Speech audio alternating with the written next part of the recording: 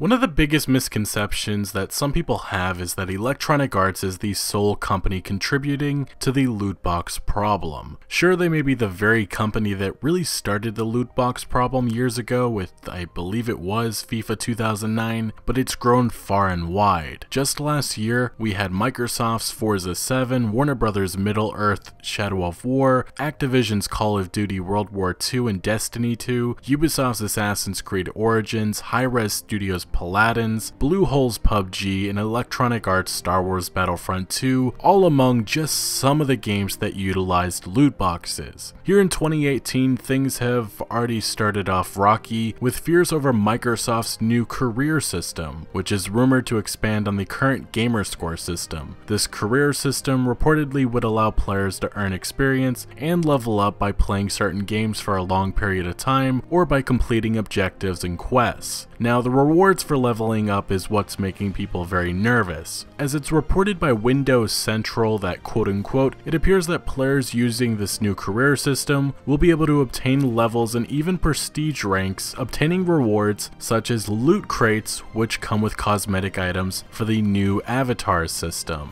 I've said it before, but cosmetic items are just as much as a problem. For one, companies like Electronic Arts and Activision have figured for the most part that cosmetic items will be accepted, and since that gets accepted, they progress to put things that actually affect gameplay into the loot boxes or crates, taking it a step further. For the most part, there has been mass pushback over publishers doing that, but it's becoming more and more normal, with many people defending the companies because they like the games. Even bringing up Microsoft thinking of doing this on Twitter, I was attacked out of nowhere by the Xbox community. Simply most of them saying, oh, loot boxes aren't that bad, or it's just cosmetic stuff.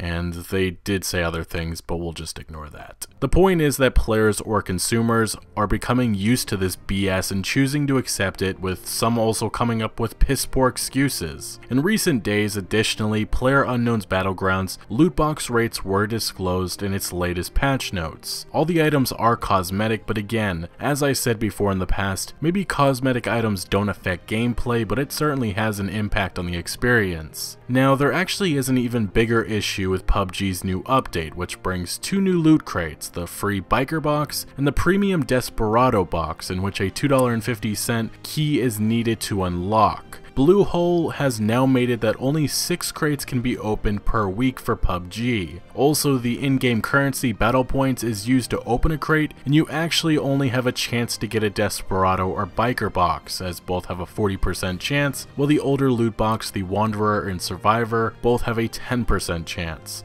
But again, the premium Desperado, if you get it, still has to be opened with a $2.50 key. Now, with the loot box rates being disclosed, the most rare item of the Desperado box, the Leopard Cloth Mask, has a 0.16% chance of showing up. Based on some research done by Ars Technica, it would take about 5 years of maximized crate purchases and $1,562.50 on average before your first Leopard Cloth Mask would show up. On the other hand, with the free Biker Box, if you do get it, 3 of the least common items each only show up 0.01% of the time, essentially a 1 out of 10,000 chance, and again, on average, it could take roughly 80 years to buy 10,000 crates to gain one of the least common items in the game. Now, if you don't know, you can actually buy and trade these items on Steam's community store, and as you can see on the screen, the prices are pretty insane. It makes me believe that this is an example of gambling. Now, also in recent days, Bungie has walked back on its Eververse, or its loot box marketplace that has been a cancer on Destiny 2. They have stated that they plan to make items that were restricted to the Eververse much more accessible by including them as in-game activity rewards. Destiny 2 has had a lot of issues, and this sounds good, but only time will tell, as these last few months have just been apology after apology by Bungie, following just numerous problems. All of this has come in just the first 2 weeks weeks of 2018. We still have no idea what the future of Star Wars Battlefront 2's loot boxes and microtransactions are, as well as Call of Duty World War